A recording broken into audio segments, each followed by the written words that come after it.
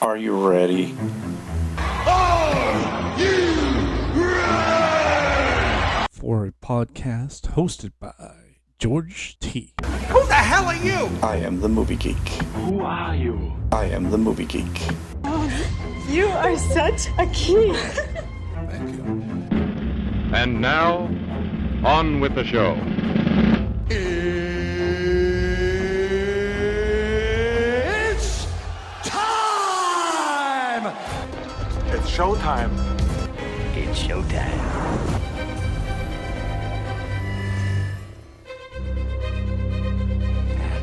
Here we go. Welcome into the Movie Geek Podcast. My name is George T. As always, I am your host, and we got a lot of news, some good news, some bad news, and some really bad reviews, and maybe one good one. Yeah, actually, there is one good one. And then some trailers to go through. And I have some updates as far as Boston Comic Con and my guest coming on soon. So let's just get started. Boston Comic Con was a lot of fun this past weekend. My son George and I went on Friday and Saturday.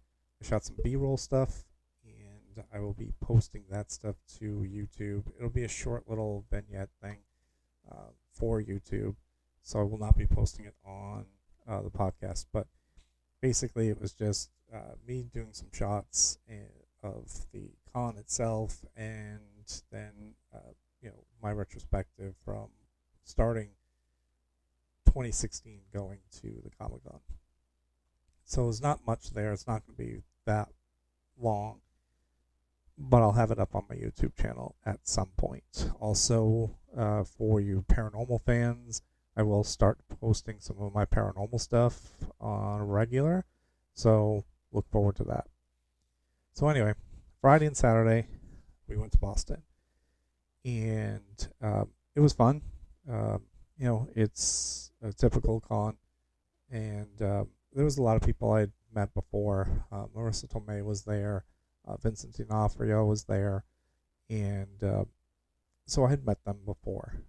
But we did get to meet Cameron Monaghan, Mads Mikkelsen, and Bryce Dallas Howard.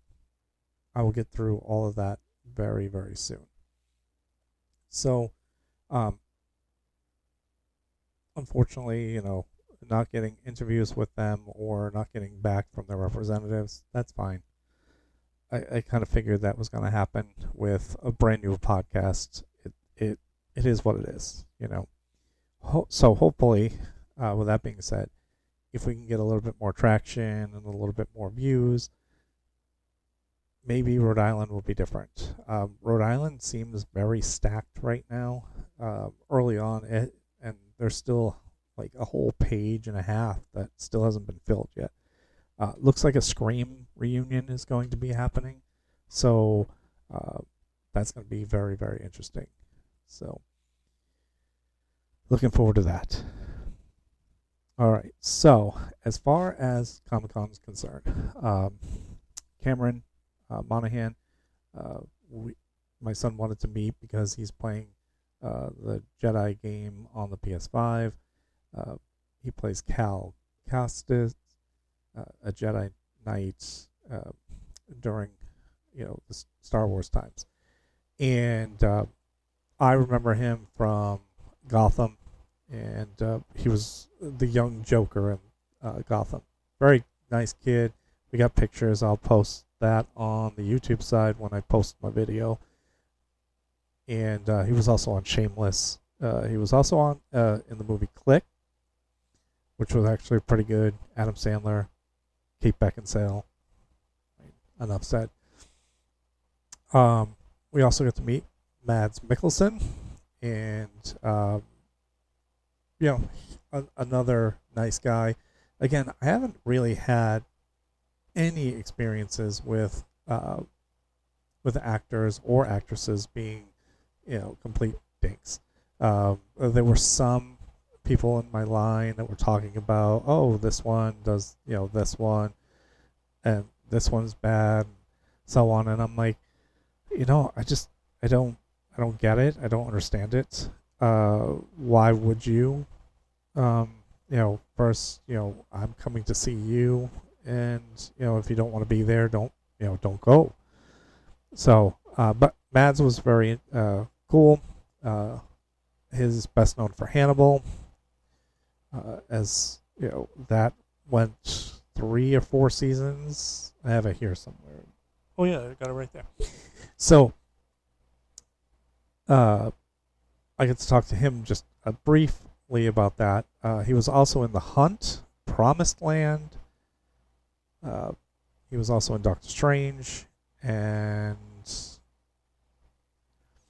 obviously Star Wars, Rogue One. He was the guy who built the hole in the Death Star. So I get to talk to him just briefly, real quick, because we had early access to it. I asked him, hey, you've been in a lot of universes. You've been in the Marvel universe, you were in the Star Wars universe, you were in the Harry Potter universe, because he was in Fantastic Beasts.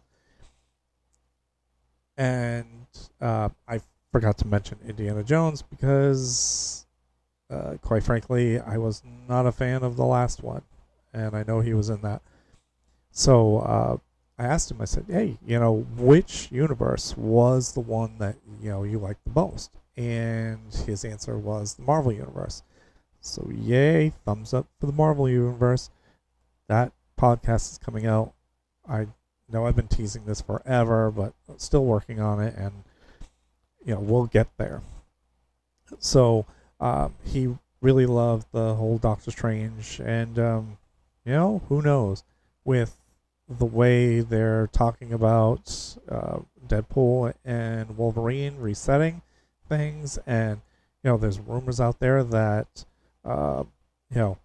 some of the original Avengers will be coming back from multiverses.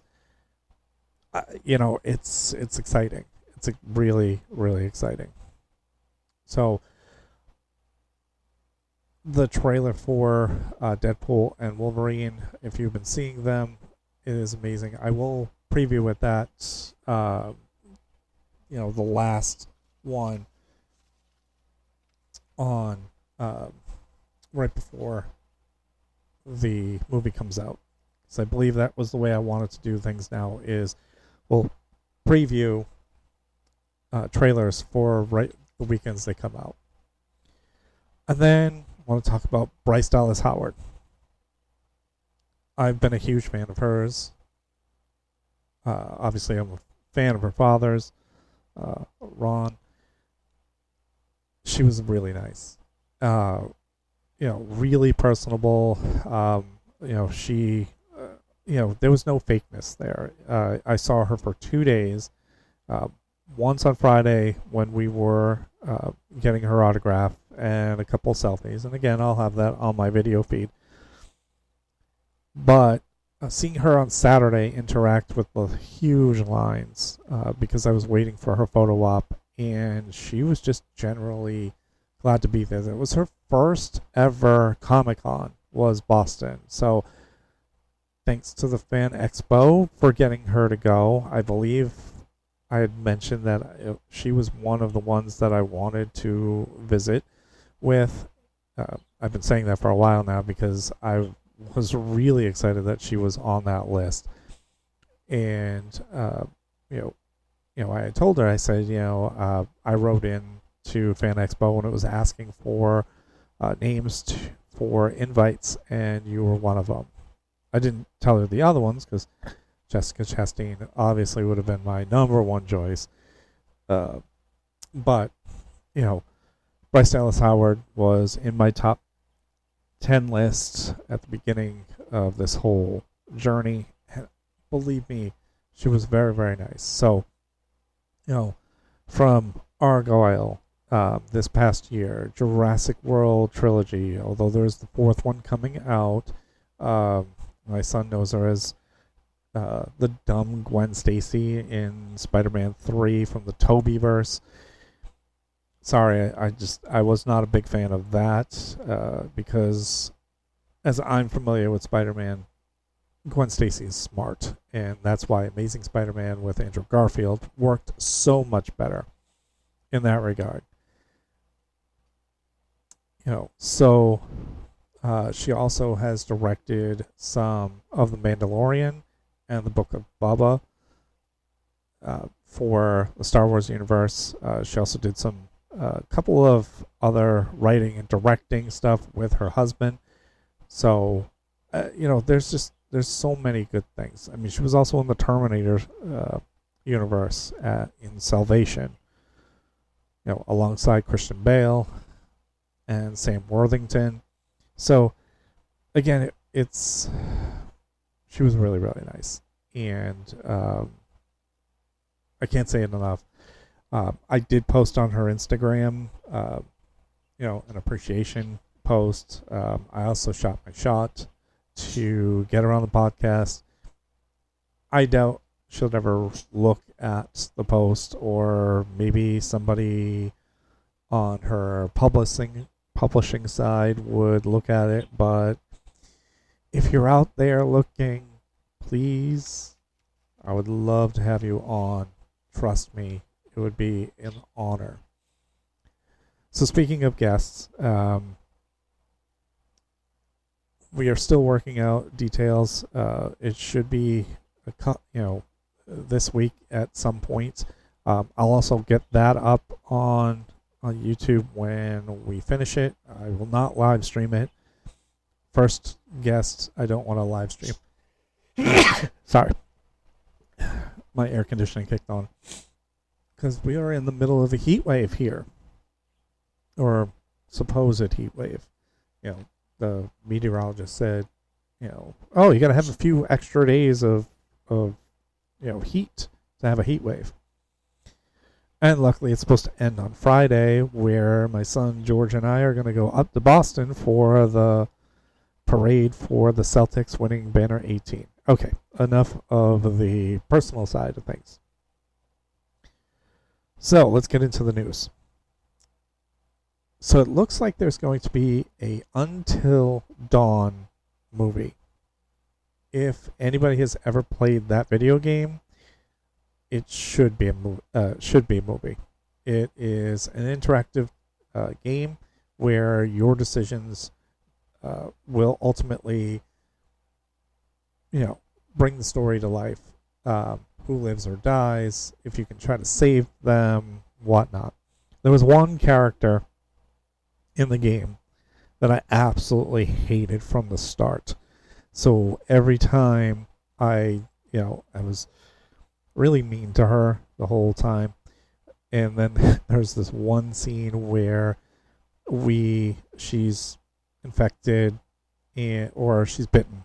We don't know if she's infected or not, because where it comes out is they're reading the book and then it says either one of two things will happen, but now you have to make that choice. It was either shoot her because she was going to turn and kill everyone, or wait it out and see what was going to happen. Well, I literally shot her because I couldn't with her anymore. But so they just announced the cast for this, and so they're not using the actors from the game, which is kind of sad though, because there were some really good actors in the game. You had Hayden Panettiere, who was one of the last people that I was able to save from that game. Then you had Remy Malek, who won an Oscar for his portrayal of in Bohemian Rhapsody. So you had two really good actors in this game. You had some other ones. They've also been in some of the other games of that genre. So I'm looking forward to it anyway, because I want to see how they do this video game into a movie. I think it'll be an amazing movie. And as more details come out, we'll get to that. Max is developing a Conjuring series for its streaming platform 2025-2026, because right now they're doing that they're in the works of doing that, but they're also doing Conjuring 4 right now. So there is a lot going on with the Conjuring universe, and I'm all for it. As a ghost hunter, I'm all for it. So as more things come out about it, I will be updating you on that. Then a new movie based on Stephen King adaptation called The Life of Chuck. All right. So I've got two things about Stephen King. So I love, he has a lot of good books, and there's been some really good adaptations of his books. This one looks amazing as far as casting. I mean, you've got Karen Gillan of Nebula from the MCU. You've got Tom Hiddleston, Loki, MCU, Mark Hamill, because Mike Flanagan is the one who is writing this and producing this. He of Haunting on The Haunting of Hill House, Midnight Mass, Fall of the House of Usher, Haunting of Blair Manor, Midnight Club, Gerald's Game, all amazing stuff on Netflix. So if you are a Netflix fan like I am, you have to check these out if you have not seen them yet. All recommending all of them. So he's doing this movie. Let's see, Matthew Lillard's in it as well. Heather Langenkamp, obviously from the original Nightmare on Elm Street. She was also in Midnight Club for Flanagan as well. So there's a lot of good actors already assigned to this. So this looks pretty good. I have one more bit of news about Stephen King later, but I'll get to that when I get to my review of a movie. Finally, one of the best news I've heard. There's finally, after all these years, a Spaceballs sequel coming out. Josh Gad is going to star and produce alongside Mel Brooks. Not a lot of details yet. All we know is that we don't know any other cast members. We don't know if it's a direct sequel or not. But Spaceballs is one of the top movies of all time for me. It is hysterical. It makes fun of Star Wars, which I'm okay with. I'm not one of these trigger happy, all sensitive Star Wars fans.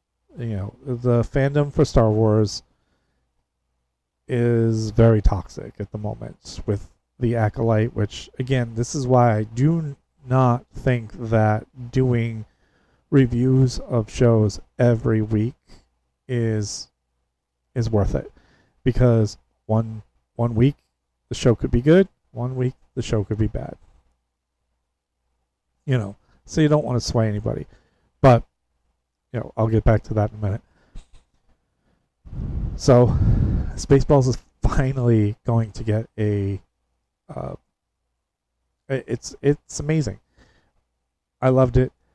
Most people will not see that movie with me ever, because I can literally turn the volume off and do every single line of that movie. That is how many times I've seen this goddamn movie. So anything Spaceballs, I'm on it. So I'm looking forward to this. I'm looking forward to getting more updates on this. And I can't wait.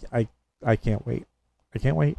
It's extremely, and again, I know I contradict myself a lot about resurrecting things and so on, but things that I enjoyed, sometimes I wouldn't mind seeing again. Like, a couple weeks ago or a month ago or whatever, I talked about Clue. Clue was, I thought, was a hysterical movie. They're doing, a reboot of the movie and a TV show. hey, bring it on. I would love to see how they do this.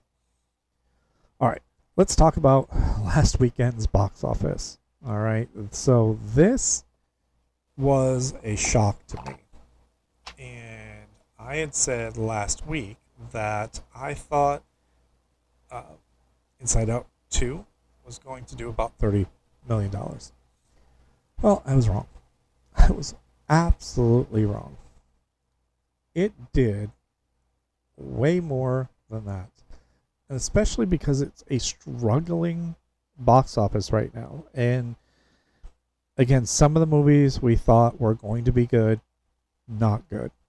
And it's hard to know right now what people are looking for when they go to the movies. It really is. It really is. This weekend's got 3 movies coming out at the box office. You also have a movie called Trigger Warning that's coming out on Netflix. So for you on the YouTube side, we will show the trailers for those. I will get my reactions to them on the podcast side as well. But let's get to the weekend box office. So Inside Out 2, $155 million. Absolutely astonishing. Astonishing. For a movie that has had a sequel, what was it, 9 years after. So people just flocked this movie, and it's great. It's great for the box office. I really think that maybe the summer movies are going to start picking it up, and we're going to see a resurgence of people going back to the movies. I hope so. Number 2 last week was number 1 the following week was Bad Boys, pulling in another $33 million. Excellent job, guys. Kingdom of the Planet of the Apes jumped from the 5th spot to the 3rd spot. Weird. $5.2 million it took in. Crazy. Number 2 last week was Garfield. It dropped to number 4 at $5 million. Still pulling in a lot of money. So it looks like right now, Inside Out 2, Garfield, If went from 3rd to 6th. That made 3.4. So people are going to the movies with their kids. Good. Excellent. That's what we want to see. The number 5 movie was The Watchers at 3.6. I still have to see that. I will, with the NBA playoffs being done and obviously no more Comic-Cons, I should be able to get out and see some movies in the theaters. So that, I'll have reviews of those movies at some point. So this weekend we have 3 new movies coming out. And one is in limited release, which is Kinds of Kindness. This is from the same director that made Poor Things. The trailer looks really weird. I'm going to go through that on the YouTube side, so bear with me on that one. Also, The Bike Riders comes out, Tom Hardy, based on a true story. So I always love a good true story. So, and Tom Hardy. I mean, this movie looks good. I'll definitely get to check that out. The other one is The Exorcism, which, to say, I don't know. I don't think it's going to be that good. Pope Exorcist with Russell Crowe, not very good.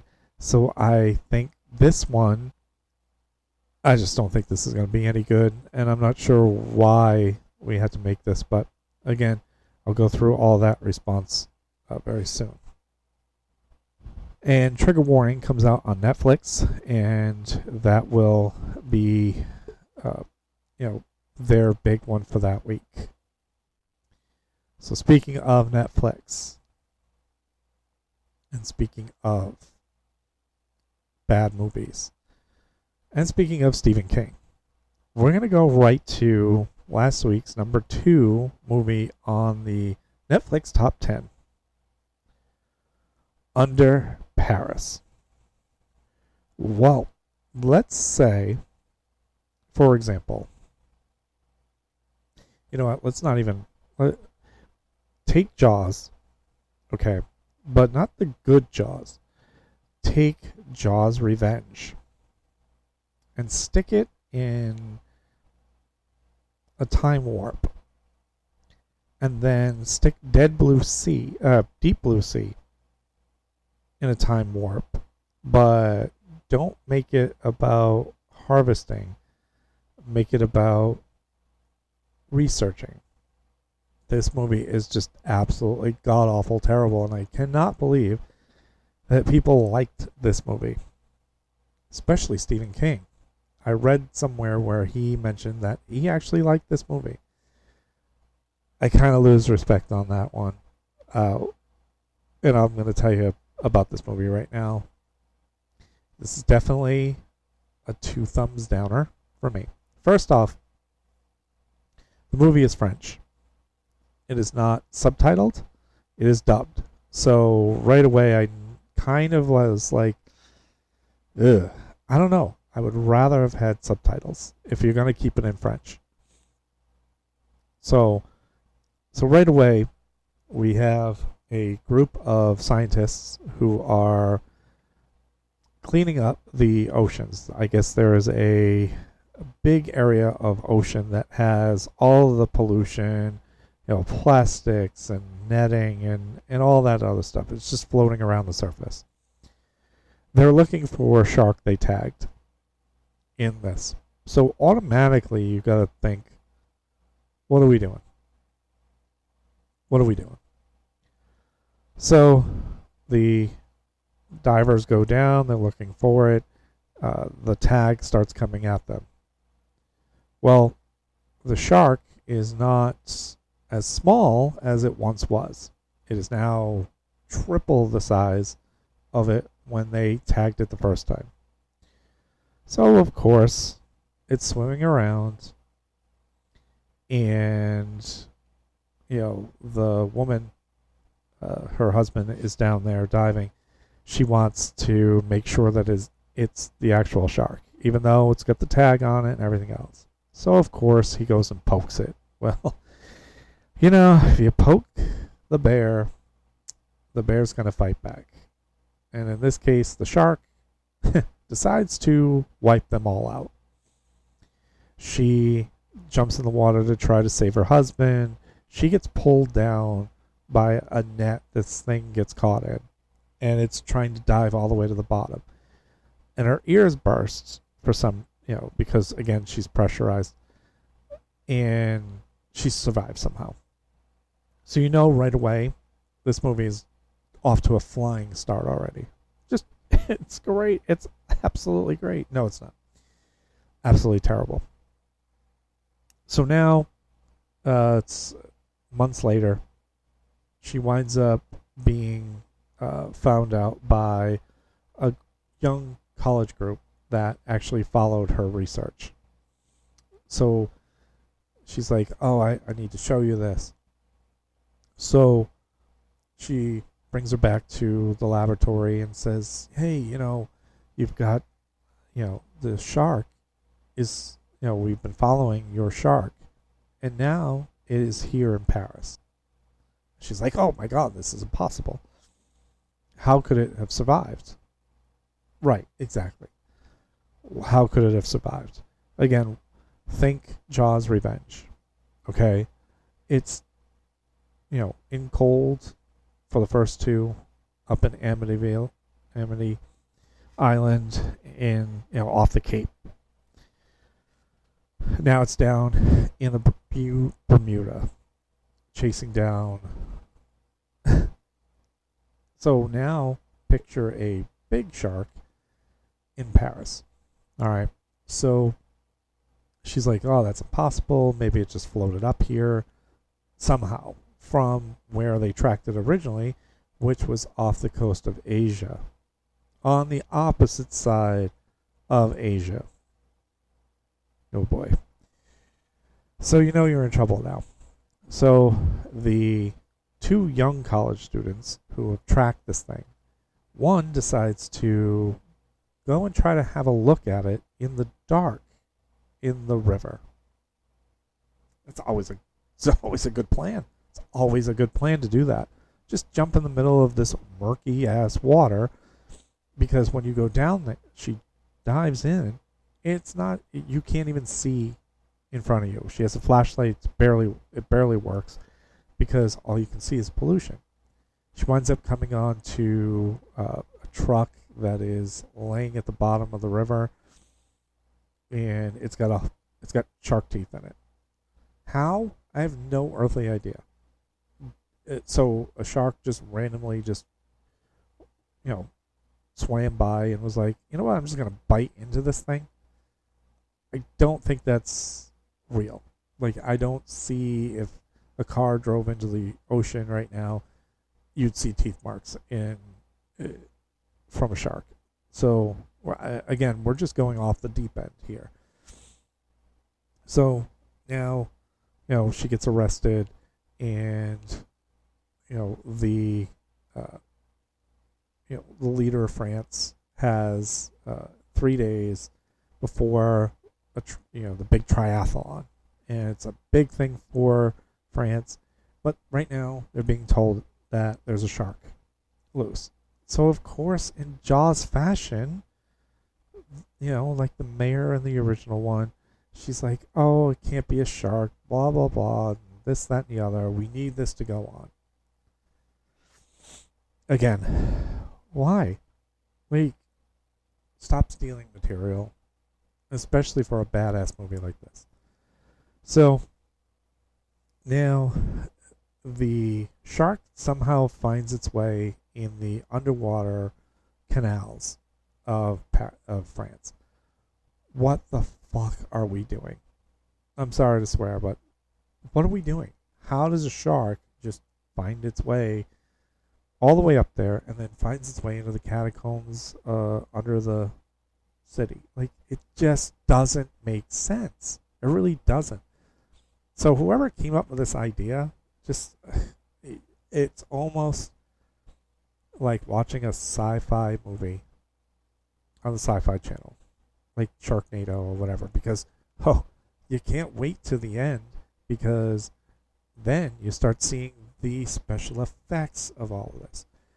So there's a scene where the college kids are all trying to get or lure the big shark into a small tributary area under the catacombs. Well, of course, this is going to go badly. So the cops show up with her, and what do you think happens? Of course, mayhem ensues. The college kid is literally, swallowed up as the shark breaches the water. And then the college kid's now on a very small platform are starting to run and trying to get out. So her friend, unfortunately, gets pushed into the water, and then her neck gets snapped because she gets pushed up against the wall, and somebody tries to step on her or whatever.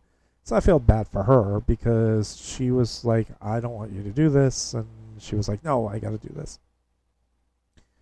So now it comes to their attention that she's using the shark is using the tributary and the catacombs as a birthing chamber. So of course now we've got to get the military involved to stop this. So they devise a plan right before the triathlon to start bombing the catacombs. Well, of course that goes wrong. And it just frees up the climactic conclusion of seeing the shark start to run down or swim down the tributary and start eating the contestants of the triathlon. Wow, like I couldn't have seen that coming. However, the ending I didn't see coming, but maybe I should have. So at the beginning of the movie, now we circle back of the military finding old bombs that never got, detonated during the wars in France. So, what do you think happens next? The military starts shooting into the water. It starts, making sand go up, and all of a sudden now all these bombs start to come to the surface, and then when they land back down, they explode. So now Paris is under attack from underneath, not only by a shark that's going to eat people, but a shark now that is swimming away from all the bombs. And it's pretty fast too. I mean, geez, like, holy God, it's so fast now.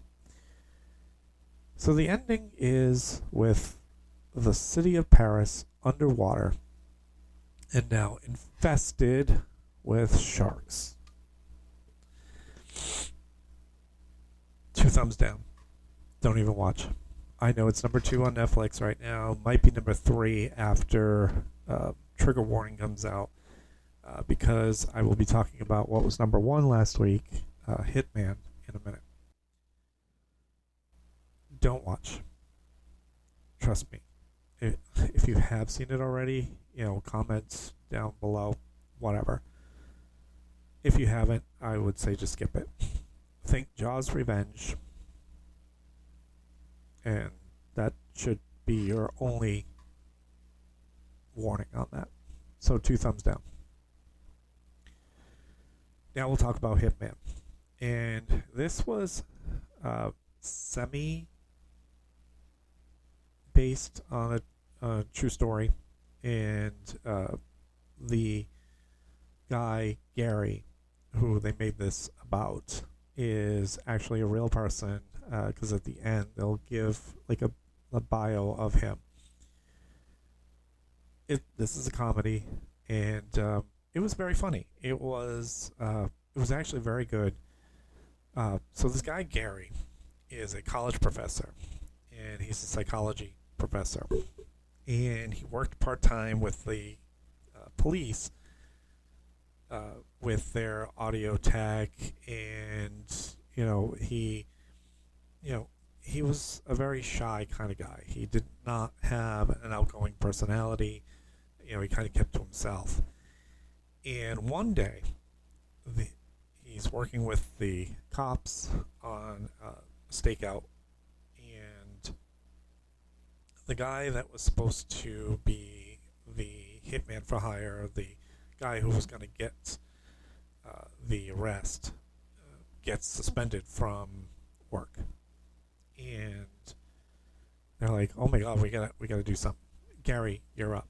You've done this enough now. You've heard enough audio and everything else." And he's like, "Me? I'm like, how am I supposed to do this?" So they said, "Well, just go over to your partner over there and talk to him. Maybe he can get some advice." So he goes over and he talks to him. Now he goes in, and now his name is Ron. And Ron is a real, tough guy. He's, very down to business and just way out of Gary's nature. So he's talking to this guy who wants to kill his wife, and he's like, "Well, this, that, and the other." And once he gets the confessional, because he's wearing the wire, obviously the guy gets arrested. So the cops say, "Well, while this guy's suspended, you're going to be Ron, the hitman." So he goes about, doing all these get-ups, and it's funny. Like, he's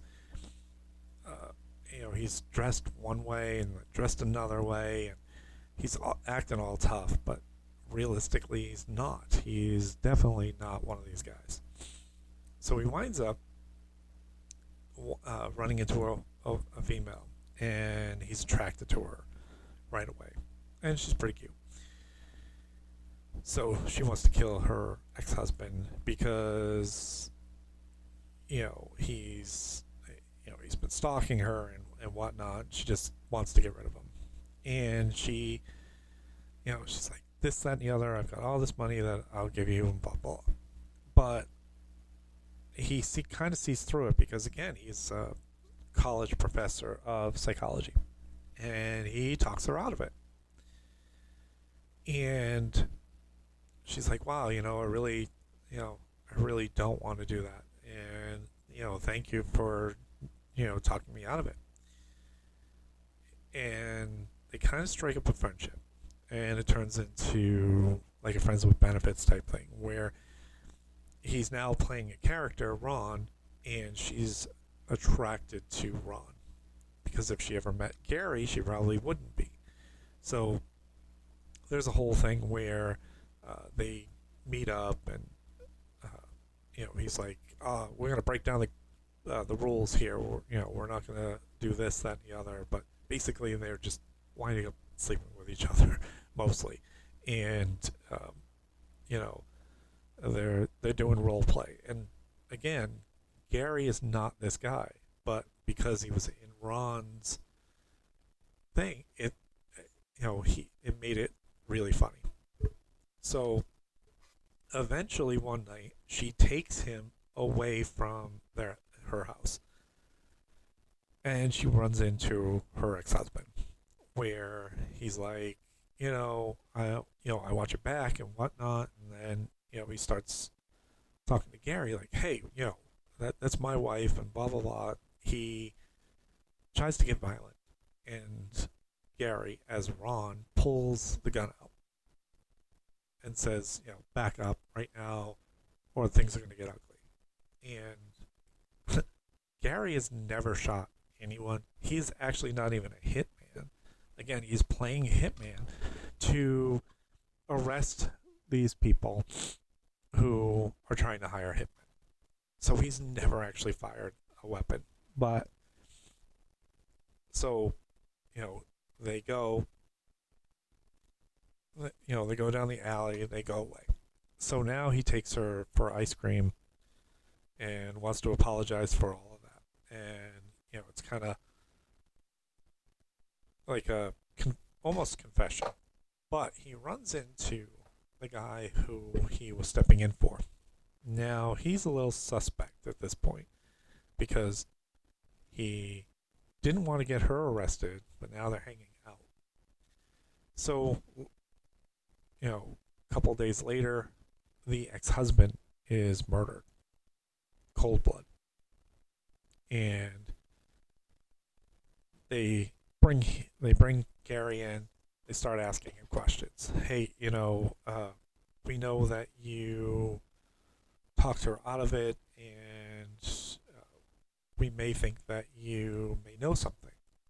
And kind of he does know her, but he's kind of playing like, "No, I've only seen her a couple of times. I ran into her at the ice cream place, and that's it." Now, the other guy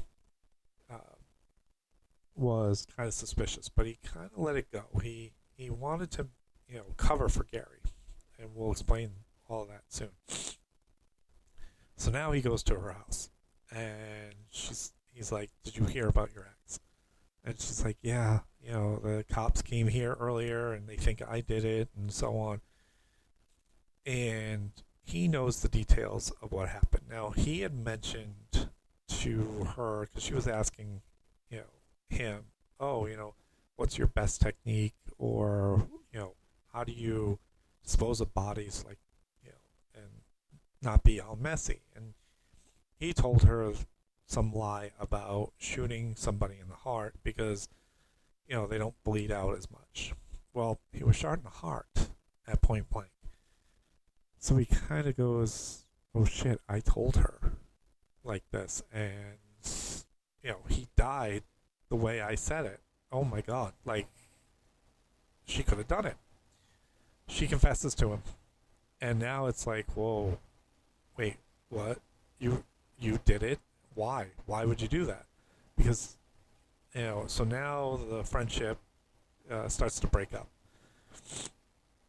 So now he finds out that the ex-husband, had a life insurance policy of $1 million. Now he's starting to put pieces together like, oh my God, I have to somehow get out of this because they're going to implicate me. Sure enough, he goes to her house, but of course the guy who is the original hitman for hire wants a piece of the action because he wants to make sure that Gary doesn't go to jail, because obviously he'd be an accessory to murder because he was the one that told her how to kill.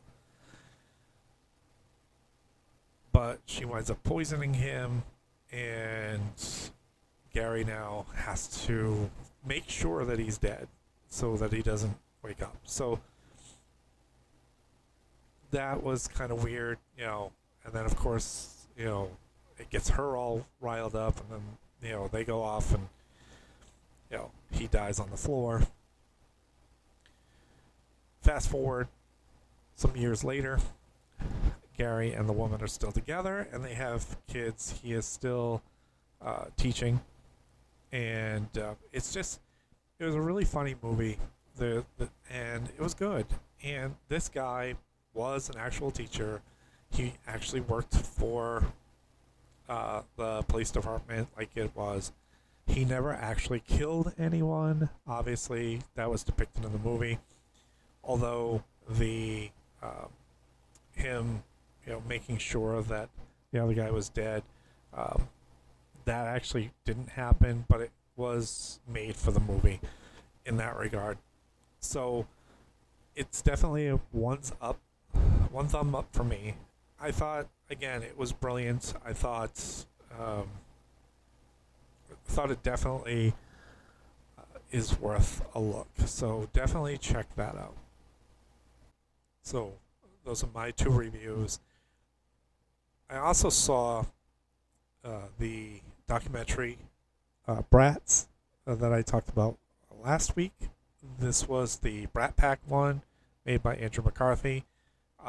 If you are of my age, you would definitely want to watch this documentary, or in general, if you're into these documentaries about, actors and actresses, this one is a good one.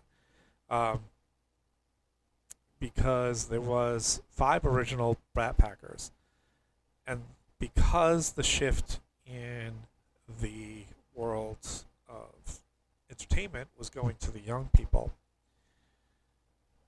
these 5, and then there was a bunch of others that got roped in, and after a while it got the lines blurred because they were into movies, and then other people were jumping into these movies, and then so they all kind of got lumped in, and some were never in the Rat Pack.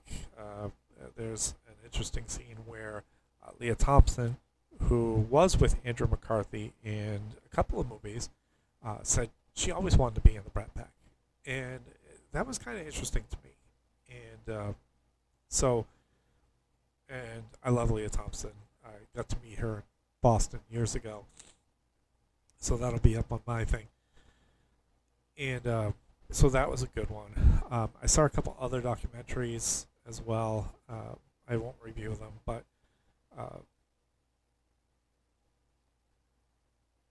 yeah. So with that being said, so this weekend at the box office, Bike Riders, The Exorcism, and a limited release of Kinds of Kindness. I think Bike Riders will be right up there. It might not be number 1 because of the great success of Inside Out 2, but it definitely should be number 2. Exorcism should probably not break the top 5. That's just my opinion. Kinds of Kindness, again, hard to know with limited release. Poor Things did so well at the Oscars last year. This could be a movie that could rival that because, again, most of the cast is the same. It's just what is going to happen with this movie, and I just think Bike Riders is going to be definitely one that everybody's going to want to see. June 28th, I'll do next week, but that looks like an amazing weekend with Quiet Place day one, and Kevin Costner's new Horizon movie, which is going to be in 2 parts. So, and then Netflix will have a movie called A Family Affair. So, I'll preview all those next week. So, that being said, thank you all for listening. And I will see you at the movies. See you next time. Bye. Waiting for you. Goodbye. Goodbye. Goodbye. Hasta la vista, baby. That's all, folks.